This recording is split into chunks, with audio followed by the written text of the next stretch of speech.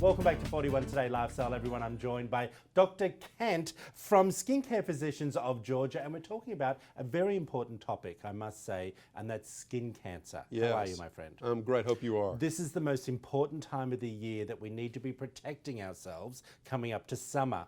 I do want to ask you a question. If we're sitting at home looking in the mirror, how do we see a sign that we may have skin cancer? That's a great question. The signs of skin cancer, everyone should pay careful attention to. And you can break it down into something very simple. Okay. First, a sore that won't heal, a red spot that scabs up, maybe it bleeds only to reopen again. That could be a sign for a non-melanoma skin cancer. Then, of course, the signs for melanoma we're very concerned about. And when we look at moles, it's simply the ABCs of moles and melanoma. A stands for asymmetry. Benign moles are symmetrical, one half looks like the other. Melanomas tend to be asymmetrical. B is border. Benign moles are round, smooth, and uniform. Melanomas tend to be uneven, jagged, irregular. C is color. Benign moles are uniform and tan or brown, whereas melanomas, the colors can literally spill onto the surface in a very irregular, haphazard fashion. Okay.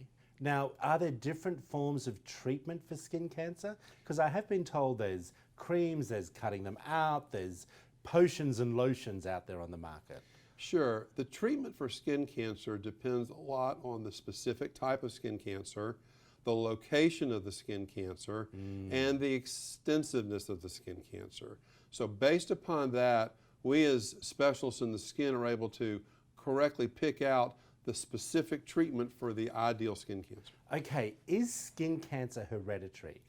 The skin cancer themselves tend not to be hereditary, Okay. but one can inherit. There are a very few genetic syndromes where patients can have that, Okay. but that's a small minority. Okay. Most of the time, patients inherit their skin type or their fair Exactly. complexion. Yes. And it's that tendency which patients are more likely to develop skin cancer from, not inheriting the skin cancer per se. Look, before we go any further, everyone, Dr. Kent, we want to talk about some really important stats that we're putting up on the screen for you now. It's super important. What are they, sir? On average, a person's risk for melanoma doubles if he or she has had more than 5 sunburns.